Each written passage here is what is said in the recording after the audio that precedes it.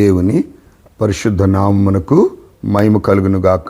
మరలా ఈ ఉదయకాలమున దేవుని వాగ్దానమును జ్ఞాపకం చేసుకున్నట్టుకై ప్రభు మనకిచ్చిన శ్రేష్టమైన సమయమును బట్టి ఆయనకే ఘనత, మహిమ, ప్రభావములు కలుగునుగాక.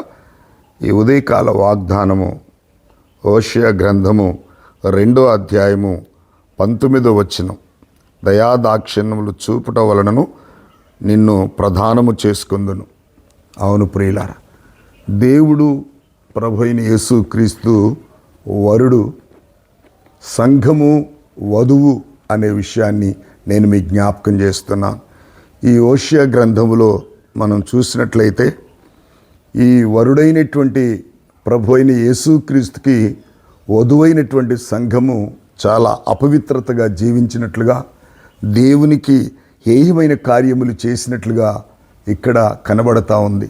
అయినను ప్రభు దయాదాక్షిణ్యము గలవాడు గనుక నేను ప్రధానము చేసుకుందును అనేటువంటి మాట నమ్మదగినటువంటిది. ప్రియులారా, నిజంగా ఈ హోషేయ గ్రంథములో మనం చూసినట్లయితే మరి ఇశ్రాయేలుల వారిపై దేవుని యొక్క తీర్పును మనం చూస్తూ ఉన్నాం. ఇశ్రాయేలులు నిజంగా దేవునికి వ్యతిరేకంగా జీవించి వారి పోకిరి చేష్టలు, వారి దేవునికి అవిధేయతముగా అపవిత్రతతో జీవించిన విధానం ఇక్కడ మనకు కనబడతా ఉంది. అయినప్పటికీ దేవుడు క్షమించి ఆ స్థితిని బాగు చేసి మరలా ఆయన ఆశీర్వదించినట్లుగా, నిజంగా దేవుని సాన్నిధ్యములో మరి ఇతర దేవతలకు, వెండి బంగారములు, దేవుడు చేసిన పోత విగ్రహములకు చాలా భయంకరమైనటువంటి దేవునికి వ్యతిరేకంగా జీవించిన జీవన విధానం ఈ హోషేయలో మనకు కనబడతా ఉంది. అయినప్పటికీ ప్రభు క్షమించి ఆయన చెప్పినటువంటి మాట ఏంటే, దయాదాక్షిణ్యములు చూపుట వలనను నిన్ను ప్రధానము చేసుకుందును. ఎందుకంటే ప్రభు దయగలిగినటువంటి వాడు, నీతి కలిగినటువంటి వాడు, న్యాయము కలిగినటువంటి వాడు. నిజంగా తప్పిపోయిన వారి విషయంలో, కాలు జారిన వారి విషయంలో దేవుడు దరికి చేర్చేవాడు. అందుకే మరి హోషేయ గ్రంథం 1:9 చూస్తే, యెహోవా ప్రవక్తకి సెలవిచ్చినదేమనగా, మీరు నా జనులు కారు, నేను మీకు దేవుడనై ఉండను గనుక మీలో ఇతని పేరు పెట్టుము. ఇశ్రాయేలుల జనసంఖ్య అపితమై లెక్కలేని సముద్రం ఇసుకరేణతో ఏ స్థలమందు మీరు నా జనులు కారన్నమాట జనులు వారితో చెప్పుదురో ఆ స్థలమునే మీరు జీవగల దేవుని కుమారులై ఉన్నారని వారితో చెప్పుదురు. నిజంగా చాలా వ్యతిరేకత ఇక్కడ ఈ హోషేయ గ్రంథములో. దేవుని ప్రజలైనటువంటి వారు దేవుని మాటను వ్యతిరేకించి దేవునికి అపవిత్రంగా జీవిస్తున్నప్పుడు వారి ఇష్టం వచ్చినట్లుగా వారి ప్రవర్తన దేవుని సందులో బొత్తిగా నిజంగా చెడిపోయినటువంటి పరిస్థితిని దేవుడు చూపి వారి మీద మరలా కరుణ చూపి వారిని ప్రధానము చేసుకున్నట్లుగా మనం చూస్తున్నాం. కాబట్టి ఈ ఉదయకాలమున నిజంగా దేవుని బిడలమైన మనము ప్రభు అయిన యేసుక్రీస్తుని నమ్ముకున్నటువంటి వారము మరి ఆయనను తప్ప వేరే వారిని సేవించడానికి వీలేదు. అలా చేస్తే దేవుడు నిజంగా ఎంతో మరి కోపగించినట్లుగా, వారిని దేవుని సన్నిధి నుంచి వెళ్ళగొట్టినట్లుగా చాలా ఘోరమైన పరిస్థితికి వారు అప్పగించబడ్డారు. ఆయనను దేవుడు మరలా జ్ఞాపకం చేసుకొని ఆయన అంటున్నాడు, దయాదాక్షిణ్యలు చూపుట వలన నేను నిన్ను మరలా ప్రధానం చేసుకుందని చెప్తున్నాడు.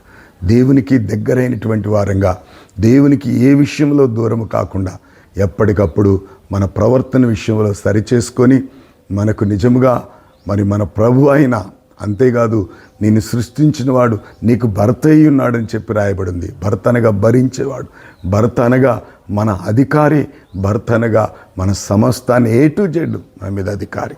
అందుకే నేను సృష్టించిన నీ సృష్టికర్త నీకు భర్త అయి ఉన్నాడని చెప్తున్నాడు. ఎప్పుడైతే హోషేయ గ్రంథములో దేవుని ప్రజలు దేవునికి వ్యతిరేకంగా జీవించారో భయంకరమైన శ్రమలకు అప్పగించబడ్డారు. తిరిగి దేవుడు మరలా దయచూపటం వలన ఆయన మరలా నిన్ను ప్రదానం చేసుకుందనే మాట సత్యము. మరలా వారిని ఆశీర్వదించినట్టు వారి ద్రాక్ష తోటలను, వారి కుమారులను, వారి ధాన్య రక్షణ సమస్తమును ఆశీర్వదించి మరలా దేవుడు వారికి ఇచ్చినట్లుగా చూస్తున్నాం. కనుక ప్రభు అయిన యేసుక్రీస్తు విషయంలో కుడికి ఎడమకు తొలక్కుండగా ఆయన ఆజ్ఞల్లో నడిచినట్లయితే నిజంగా ఎక్కడ మనము దిగజారిపోయామో, ఎక్కడ మనం అవిధేయత పాలయ్యామో అక్కడే ప్రభు లేపి మనం వాడుకుంటానని వాగ్దానం సత్యము గనక ఆ వాగ్దానాన్ని బట్టి ప్రభువుని స్తుతించి ఘనపరిచి ఆరాధించి ఆయన మాత్రమే మొక్కి ఆయన మాత్రమే స్తుతించి ఆయన కొరకు మాత్రమే జీవించుదాము. అట్టి కృప దేవుడు మనకు అనుగ్రహించునుగాక. పరిశుద్ధుడు అయిన మా తండ్రి, కృపగలిగిన మా యేసయ్య, నీకు వందనాలు చెల్లిస్తున్నాం. ఆయనను ప్రభువా నీ దయాదాక్షిణ్యం చూపటం వలన నేను నిన్ను ప్రదానము చేసుకుందనని హోషేయ గ్రంథంలో మీరు ఆ మాట్లాడిన మాటలు బట్టి నీ స్తోత్రాలు. వారి అవిధేయతను క్షమించారు, వారి పాపములు క్షమించారు, వారిని పరిశుద్ధపరిచారు. ప్రభువు నీకు స్తోత్రాలు. అయా నిజంగా నీ రాజ్యం మేము చేరినంత వరకు నమ్మకంగా, పరిశుద్ధంగా, ప్రత్యేకంగా కొరకు నీ కొరకు జీవించినట్లు నీ కృపచేత నింపి నీ మహిమ కొరకు మమ్మల్ని వాడుకుంటూ రమ్మని యేసుక్రీస్తు నామములో అడిగి వేడుకొనుచున్నాను తండ్రి, ఆమేన్. దేవుని పరిశుద్ధ నామమునకు మహిమ కలుగునుగాక.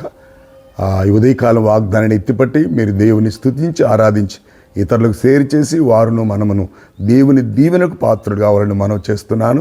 God bless you all.